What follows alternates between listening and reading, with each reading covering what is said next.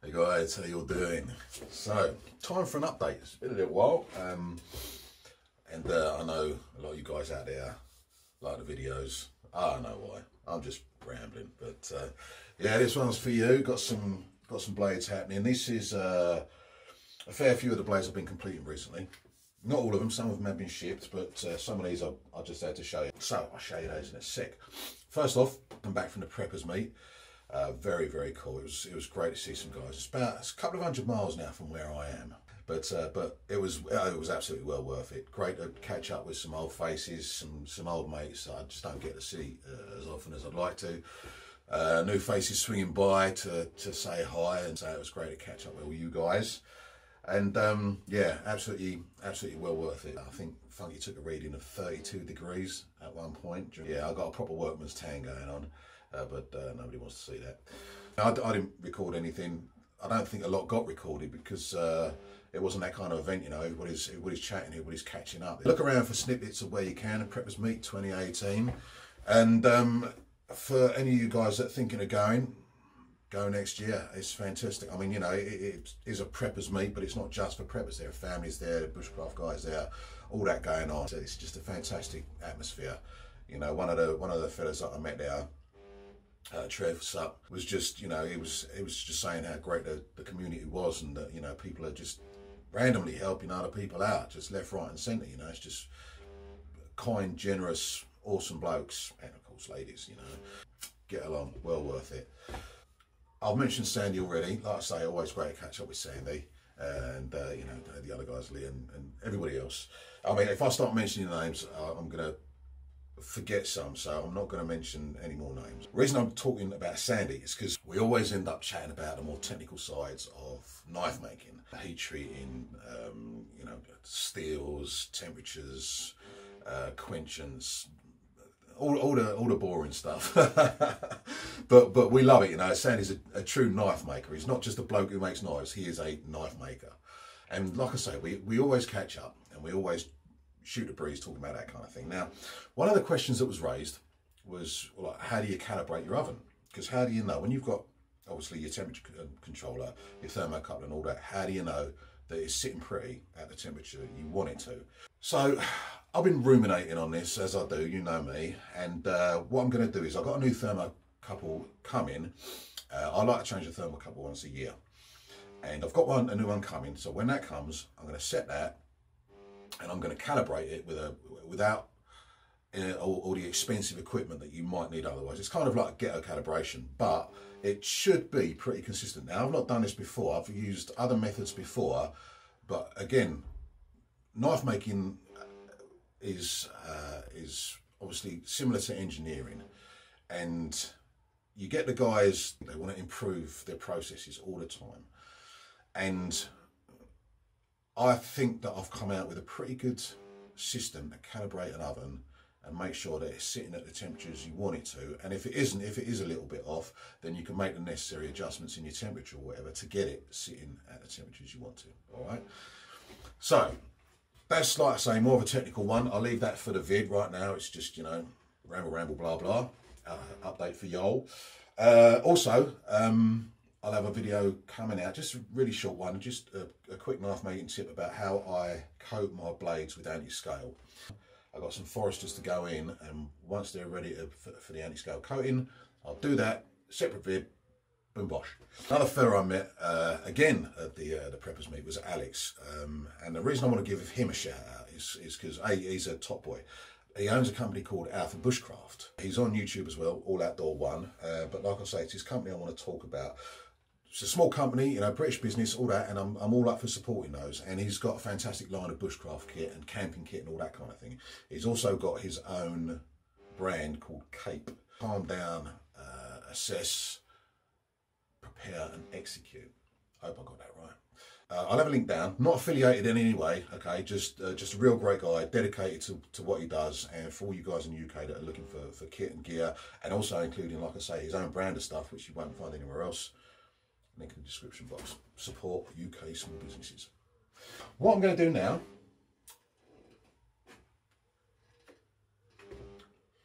is give you a quick rundown of the workshop, because it's changed a little bit.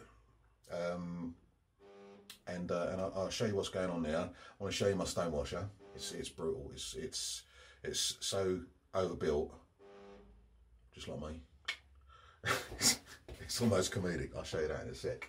So yeah, without further ado, the first thing you're going to notice is it ain't quite as pretty as it was before. We are well on our way to being a dirty room. Hell yes.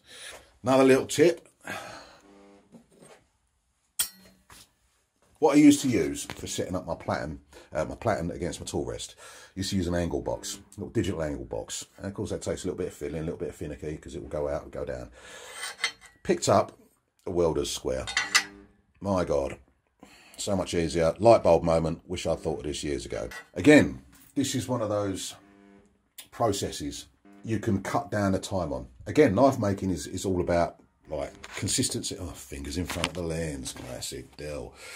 It's all about consistency, repeatability and efficiency. I ain't talking about cutting corners. I'm talking about getting the same or a better result with a more efficient process. And that right there is a fine example of that. Tool arm, small wheel tool arm. Now this is a lot more efficient and of course a lot more precise. An 8-wheel down there that I use for scalloping the scales and also for profiling, and another tool arm there for running a slack belt and my convex grinding platen. This is my stone wash tumbler. Built this out of a 63 litre cement mixer. It is so overbuilt, it's bonkers. I can't show you what's going on inside, and I can't show you the media I'm using, because obviously that's all part of my process. This is heavy duty. This will last longer than me, you know what I mean? No messing around. This is dedicated stone wash tumbler. And if you're thinking about going down that route, you know, figure out yourself what you need. It's all part of the process. It's all a learning process, and it's a good thing to know. It's a monster. I love it. I can fit a ton of blades in there. I can fit up to probably about up to 15, 16 inches in there. So there's that. Nothing much changed around here. I've raised up the sandblast cabinets. Stop giving myself hernias. This side of the room here, I've got me a new tool board there with my buckets and all my business all labelled up and whatnot. Again, all part of the process, just everything's clearly labelled so I know what I want, I can grab it. All of these, or at least most of these, have got the associated drill bit or counterbore with them. So again, bish bash bosh. New drill press. I mainly use this for countersinking and counterboring. And if you see at the back there, I've got a Jubilee clip tied around the rear support. Every time I bump it up against that, I know the exact depth measurement, try saying that 10 times fast, that I need to bring it down to get the required depth for my 7x8 scale bolts. Been buffing a lot of Kydex recently. I'm going to do a full Kydex tutorial as well. I mean, I've been doing Kydex for years now. There are a lot of tutorials about, but I think I've got something to bring to the table there. So I'll be doing a full Kydex tutorial at some point in the near future. So keep your eyes peeled for that one. My, in inverted commas, lion tamer's stall. Quench pots, ferric chloride, tool board, and you'll notice the lighting as well. I've got the lighting rig there. I've got a fluorescent tube there and there. And then I've got an LED tube at the rear. Now that balance of light there means that I get absolute perfect lighting in here all the way around, so there are no shadows, there are no dark spots. Nothing to interfere with my plunges or any definition I'm looking for or any imperfection. That's the worst thing. It highlights every imperfection, which of course is a good and a bad thing, because you can go nutty trying to clear imperfections. But once it's done, you know it's 100% certainty, you know it's done, and you can send your knife out the door knowing that it can't be any better. This has been in here a week. Look at the state of it. Filth. And I think that is about that for now. So I'll whip this bad boy around and show you what we got going on with the knives. This is what I've got completed recently. There's been a few others, they've been sent out. But this is everything that's got to be posted, shipped over the next couple of days. So rather than trying to fiddle around with Kydex, this, that and the other with one hand, I'm going to mount the camera again and show you one by one.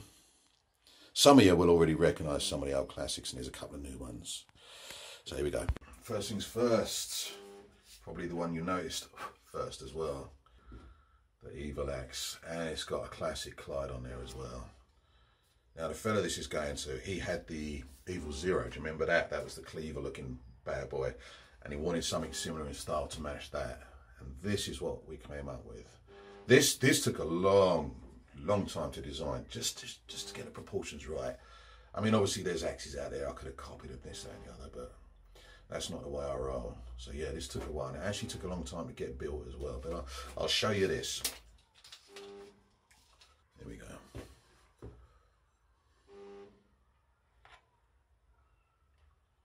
This is what we, in the knife making world, call a freaking monster. Now these are obviously bonkers sharp, gotta be. This is also sharp on these edges up here as well. Bit of oil on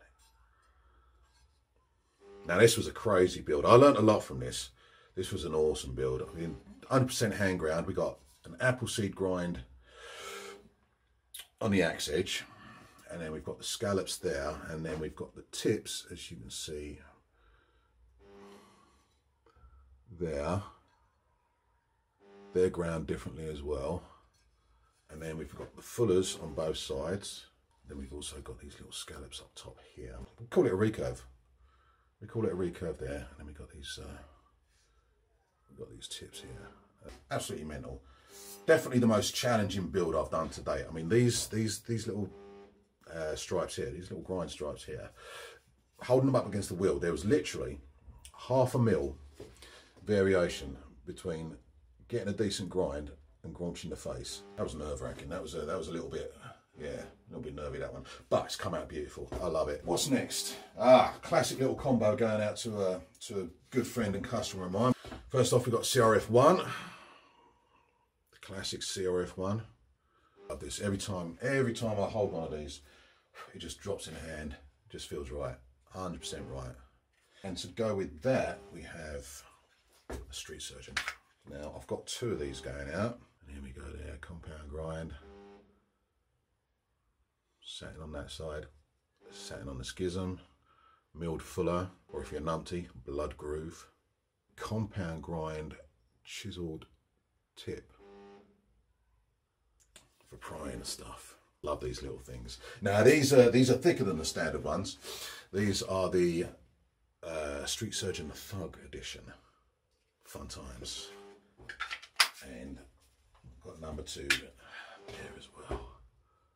So yeah, good stuff. I'll show you the Black Dog next in a Scout Carry sheath. Now this was interesting to do, but it's there, it's on. This was a special order as it has the flame etching.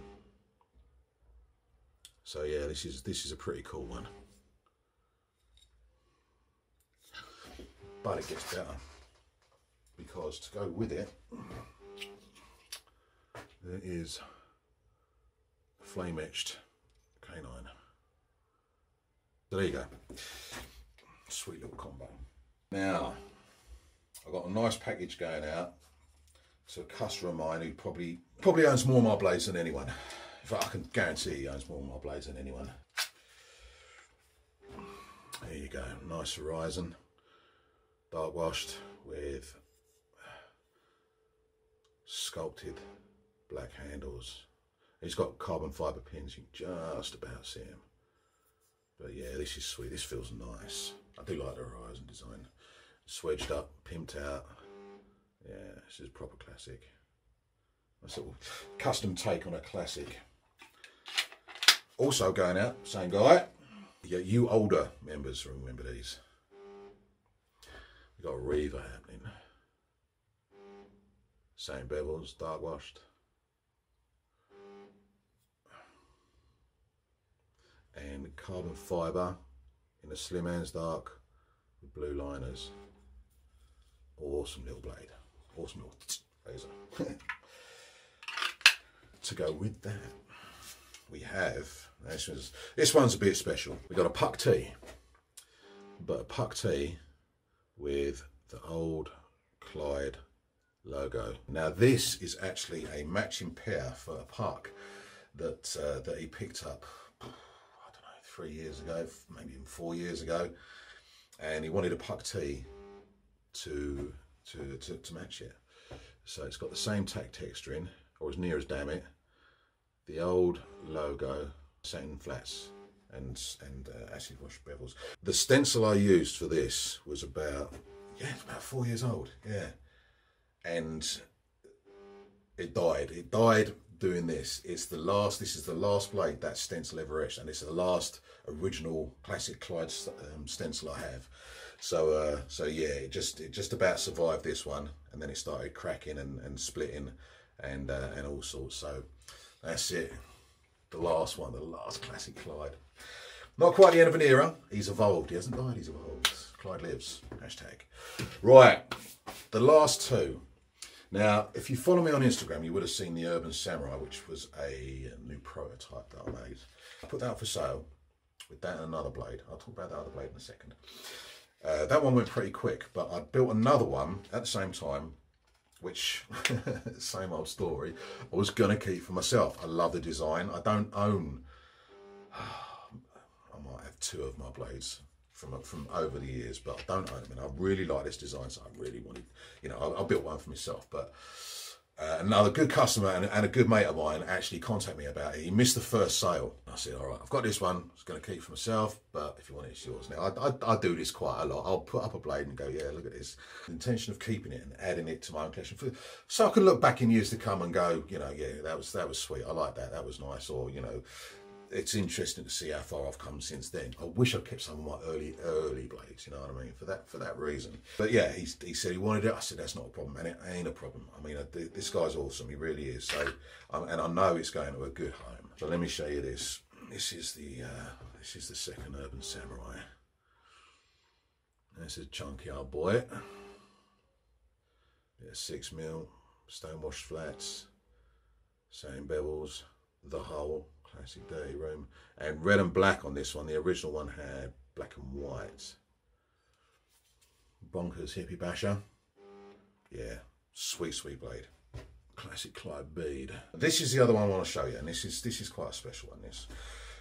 This was the one I put up for sale with the original Urban Samurai, but a friend of mine contacted me, and I pulled it from sale. And the reason is, if you remember, several years ago, there was a lad that I gave a shout out. Young lad, probably one of my youngest subscribers. His name was Charlie.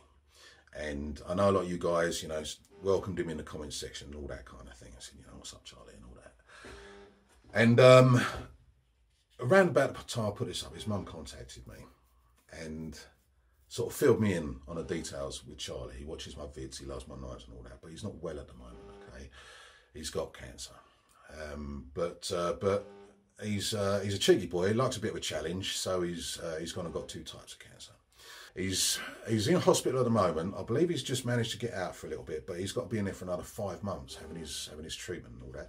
And he's had a rough time with his treatment. Anyway, she wanted to buy a knife for him, just to put a smile on his face. And like I say, he's been a long time supporter of my channel and all that. And he's a cracking lad, absolutely cracking lad. Awesome drummer too. And so I pulled this. I don't have time to make a knife from scratch. The hours do not exist in the day for me to build a knife from scratch. But I said I got just a knife, so I pulled it from sale. And here it is. I'll show you this one now. Okay, this is the Urban Samurai Zashi. Similar proportions to a Puck, obviously, but this is beautiful. This is such a sweet little knife. Love this one. Now this was originally same finish as that with the satin bevels and the stone wash flats, but she asked me if I could put his initials on it, so I did. Can we see that? Dirty Style, CR. Okay. Now this needed another acid wash. Obviously, I couldn't stone wash it because it would have just smashed the edge off. But yeah. There you go, Charlie. I hope you like it, buddy. I do. This is coming your way. Now, this isn't super sharp. It was sharpened. I knocked the edge off, so he's got no real danger of opening himself up. But it's still sharp enough, and the geometry is bang on that you can still sharpen pencils with it. I think it will still slice a little bit of paper. No. But like I say, the geometry's there. You can sharpen a pencil with it, you know what I'm saying? So best of both worlds there, I think. And yeah, so this one's coming to you, buddy, okay? And I hope you feel better. Kick it in the arse. Treat it like your bitch and show it's who's boss, all right? There's no other way. So there we go, guys. That's what we got for you. Yeah, again, thanks for all coming along, all the new subscribers I've had recently. More blades to come. I'm going to crack on. They won't grind themselves. I love you all. Peace.